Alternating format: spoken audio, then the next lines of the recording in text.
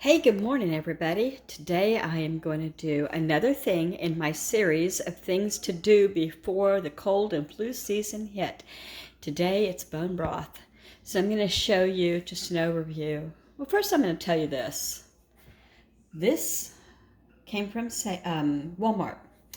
And I get this sometimes. I keep it on hand because I don't always have my own homemade. And to me, this is the next best thing. It's Zoop good, really good bone broth chicken. So it'll run you $5.98 today. I looked it up just for this quart.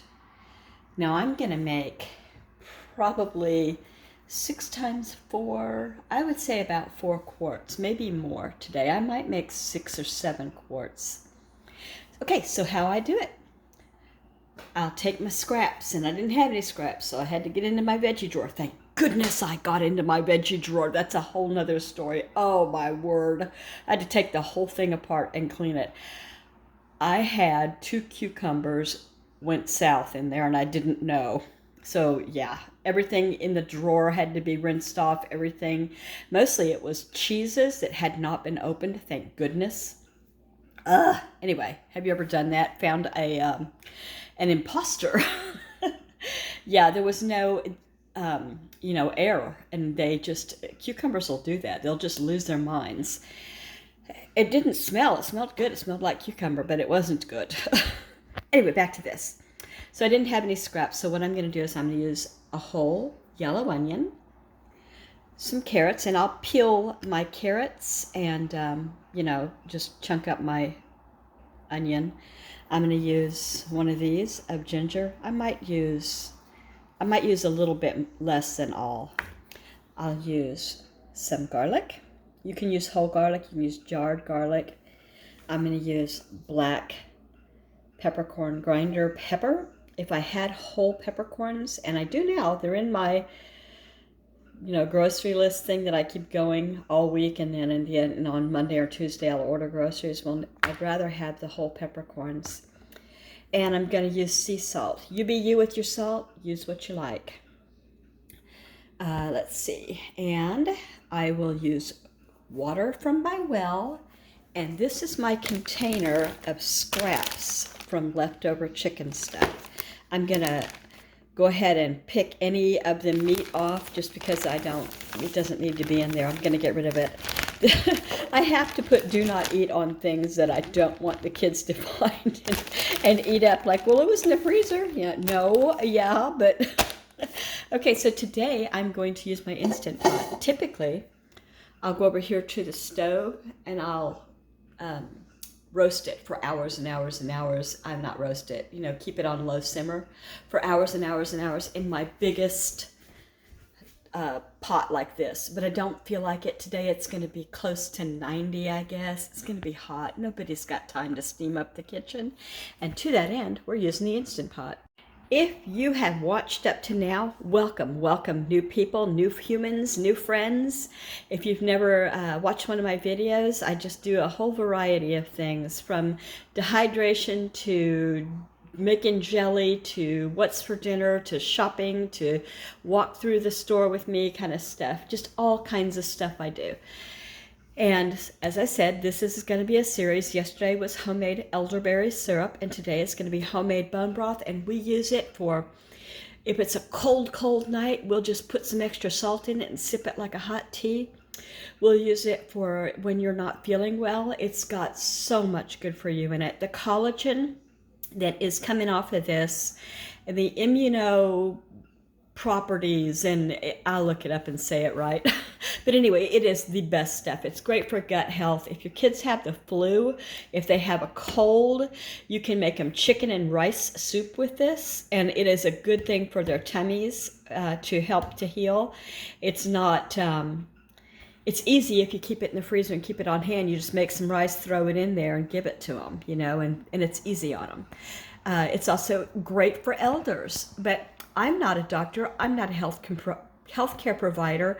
I'm just a mom. So you need to ask your doctor, ask your other care provider, whoever you use, and use your own mind when people aren't well.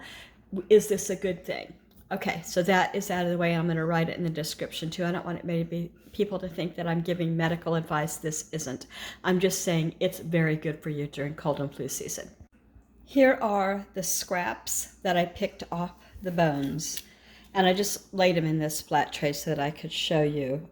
If it feels hard, it doesn't have to be a bone, is what I'm trying to say. If it feels hard, go ahead and use it. Now, here's an example. These are like the knots at the end of the large bones. They just feel like cartilage. That's exactly what it is. It's cartilage. It's wonderful for this. Don't throw that away. Keep the bones, the cartilage, anything knot-wise, hard-wise.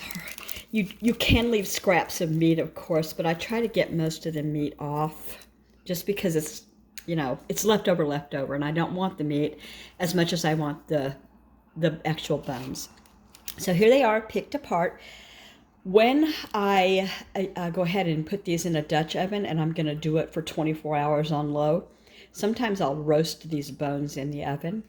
I think it helps to break it down a little bit, but it's not something you have to do. Some people are against it, some people are for it, so do your own research. What I like to do for breaking down bone and for leaching the calcium and the goodness out of the bones is to add a little glug of apple cider vinegar to my broth. You don't taste it at all. It just helps with the bones. Here we are, bones, cartilage. You know what I like too, I think is really valuable, is these wing tips. They're just full of collagen.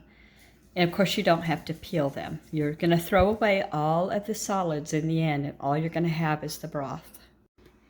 I'm going to link a Instant Pot bone broth recipe in the description below, but I'm just going to do it the way I always do it. And I think if you've never done this before, you might like to follow an actual recipe. So here's my Bragg's apple cider vinegar.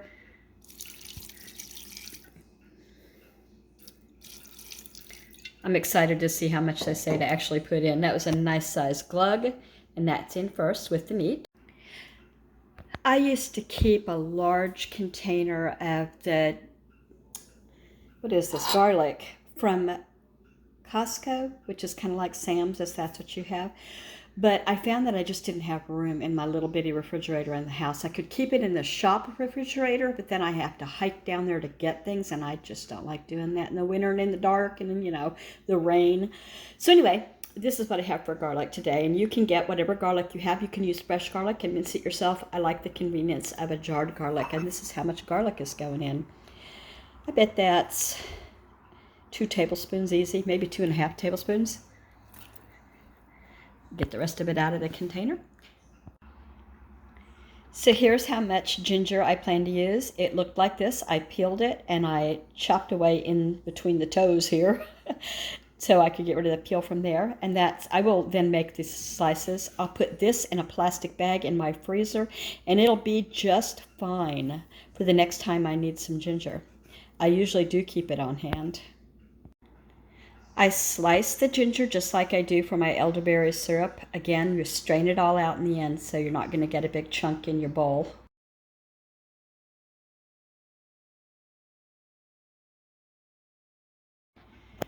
Here's the carrots I chose to use, and that is a whole onion. It's a yellow onion, and it's strong because my eyes are crying. In with the onions, and in with the carrots. Salt and pepper. Oh, I have to, hold on. The peppercorns were a grinder instead of whole. Otherwise, I would have just thrown in those whole peppercorns. And here's my sea salt.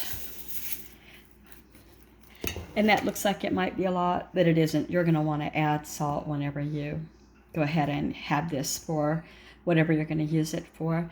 And I usually just put in more salt. I like Himalayan pink salt in my food, so I use that whenever I drink it. Now this is the last ingredient that I put in my bone broth. It is water from my well, so it doesn't have chlorine or fluoride in it.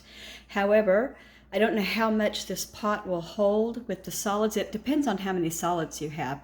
That was something else I wanted to say. I don't know if I said it or not, but you put away your chicken scraps if you want to make this. every time you make a whole chicken. You can do it with turkey too. And just when you have a bag that you feel like is enough bone scraps that you want to use, you go ahead and start a pot, and you can just keep refreshing. And it's such a money saver with what this bone broth costs at $5.98 a quart anymore. And that's Walmart prices. I don't know if you can see or not, but this is my max fill line right here. And so I have a good ways to go. So I've got 8 cups or 2 quarts already in there. And here's my second 2 quarts. That second one almost brought it up to 4 quarts of water or 16 cups. Yeah. So I'm going to put just a little bit more in here, not probably all the way to the fill line, but I think probably I didn't get the whole amount of water in each one of these. Maybe I'm missing a half a cup or something. So I'm going to do that next. All my water is in, and my bones and my veggies and all of the seasonings and the apple cider vinegar and all of that. So I put it down on a towel here because I think I got some water on the bottom. I don't want to put a drippy pot back into my Instant Pot on the bottom, you know, and have it short out on me. This would be an inopportune time for that to happen. So I always use a non-reactive spoon whenever I do anything like this. So here we go. I'm going to put it in the Instant Pot and get her going. So oops, forgot my celery. I took what I had and I cut just the stuff I wouldn't typically use. You know, the leaves, stuff like that, just scraps, because this is the best stuff. Washed it with a strainer really, really well. Made sure there was nothing brown on it or that looked like it was going bad, and there wasn't. And now I'll add it, and now I'll turn it on. That's better. Some green in there with it. So not only did I forget the celery, I forgot the rosemary. I picked this out of the garden. I just put in 2 sprigs. I didn't want it to be too strong in rosemary taste. You're also supposed to use other like herbs that you like. So you could add anything that goes with chicken in your mind, you know. Rosemary, parsley, oh golly, now I'm drawing a blank, but whatever you like. And I don't have any, well, I do have fresh parsley, but the hot weather, even though I've been watering, hasn't been kind to it. It'll come back as the temps cool back down. But anyway, I'm going to use dried parsley in this instead. There we go, parsley and rosemary. And so this parsley actually came from my garden last year, I think. And I use a kasori when I dehydrate stuff. So anyway, you know, the beauty of doing it in a Dutch oven is whenever you think, oh, I forgot to add this and that, you can just go throw it in there throughout the whole cooking experience. Once you put the lid down on the Instant Pot, you can't just pop it off and add something. So you hope that you remembered everything.